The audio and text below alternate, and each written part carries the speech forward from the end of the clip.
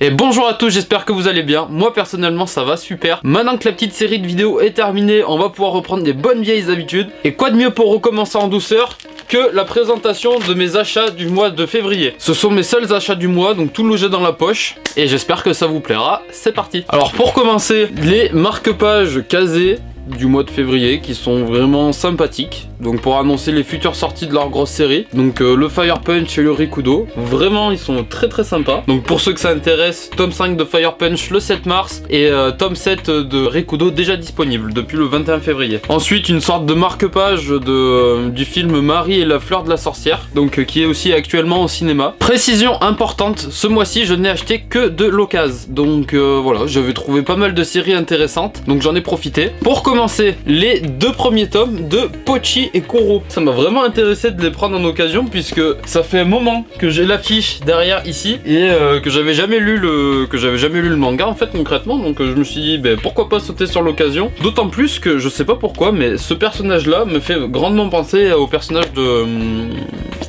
Blue Exorcist. Bon ça je vous l'avais déjà dit mais je vous le répète quand même. Ensuite les deux premiers tomes de Tenjin. Alors Tenjin c'est un manga sur l'aviation, alors comme j'en ai jamais lu, je me suis dit que ça pourrait être sympa mine de rien de découvrir cet univers. Alors vous fiez pas à ce prix là puisque comme c'est de l'occasion il était pas à ce prix là. Mais alors l'état des mangas sont vraiment irréprochables, regardez ils sont même pas jaunis, rien du tout. C'est pour ça que des fois il ne faut pas hésiter à foncer quand vous voyez de l'occasion, puisque c'est quand même assez rare que les mangas soient détériorés et dans un piteux état. En général on trouve des mangas vraiment corrects. Ensuite là, les 3 tomes de la série Blackjack. C'est une série qui à la base est scénarisée et dessinée par Osamu Tezuka, mais là le dessin a été repris par, je vais vous dire ça, Kenji Yamamoto. Alors j'ai hâte de voir ce que ça va donner, attendez je vais vous enlever ça là dessus parce que vous voyez pas bien sinon. Voilà. Les 3 tomes de la série Blackjack.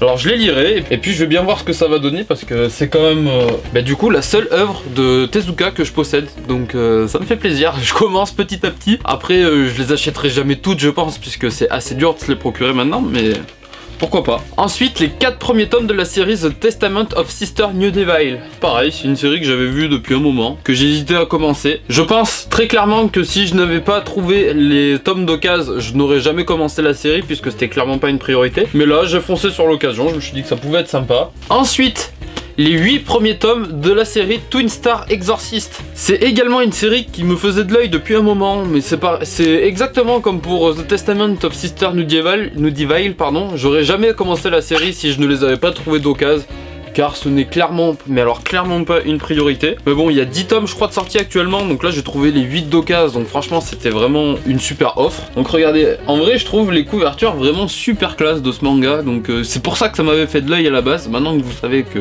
je suis quand même assez facile à convaincre pour commencer un nouveau manga, j'ai beaucoup de critères mais ils sont pas non plus super durs à satisfaire. Et je me rends compte que j'ai menti, il n'y avait pas que de l'occasion, il y avait quand même un petit peu de neuf dans ce que j'ai acheté. Et là, je vais faire plaisir à pas mal d'amoureux de One Piece. Le One Piece Magazine, première édition. Il est vraiment très beau. Avec la couverture qui brille, c'est vraiment top. Faudrait le voir en vrai pour voir comment ça fait, parce que ça fait un petit effet paillette dessus. Enfin, c'est vraiment très classe comment c'est fait. Donc voilà, tous les amoureux de One Piece, à l'intérieur il y a pas mal de choses, ça reprend les recettes de Sanji, enfin il y a vraiment beaucoup de trucs. Et il y aura plusieurs volumes. Il y a 3 volumes d'annoncés pour l'instant je crois, je sais pas combien il y en aura au final. Je sais que pour l'instant il y a 3 volumes d'annoncés. En plus en exclusivité dedans il y a un avis de recherche de Luffy. Je sais pas où est-ce que je vais l'accrocher, je sais même pas où est-ce qu'il est l'avis de recherche. Ah bah il est à la fin. C'est clairement dommage d'avoir mis de la colle comme ça dessus quand on voit sur le dessin sur lequel il était posé. Regardez-moi ce dessin de Ace, comment il est beau. Ça m'embête vraiment qu'il y ait eu un point de colle là-dessus, puisque ça arrachait un morceau d'impression quoi, donc c'est vraiment trop dommage. Regardez-moi comment c'est magnifique. Je suis pas sûr que ça soit d'Oda ça à la base, hein, je vous cache pas. Voilà, illustration Katsuya Terada, donc je sais qu'Oda il a fait des progrès en dessin depuis le début de One Piece, mais de là à arriver à faire ça, pas tout de suite quoi encore. En plus l'avis de recherche est pas très grand, pour le coup je m'attendais à un truc plus grand, mais avec un découpage comme si c'était vraiment un avis de recherche quoi, à l'ancienne.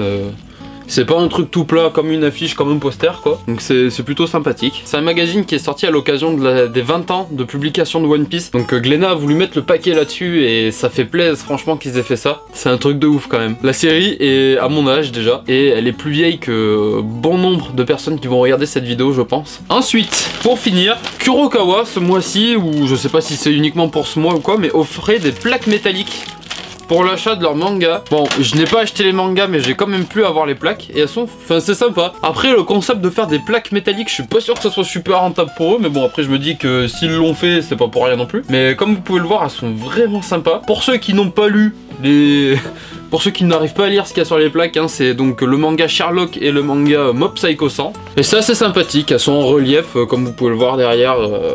Enfin, pour celle de Sherlock, il n'y a pas énormément de relief non plus, mais il y a au moins ses mains. Donc voilà, je sais pas du tout ce que je vais pouvoir en faire. Je ne sais pas où est-ce que je vais pouvoir les accrocher, ni pouvoir les poser. Parce que là, ça c'est... Maintenant, tout ça c'est pris. Donc je sais pas. Je vais les poser en quelque part, mais... Je sais pas trop où encore. Avant de rester là, ce sera déjà pas mal. C'est donc tout pour les achats du mois, j'espère que vous avez apprécié. N'hésitez pas à me dire si vous avez acheté des choses similaires ou que ça vous a donné envie d'acheter les mêmes choses. En attendant, je vous dis à très vite dans une prochaine vidéo. Je vous fais de gros bisous, ciao ciao.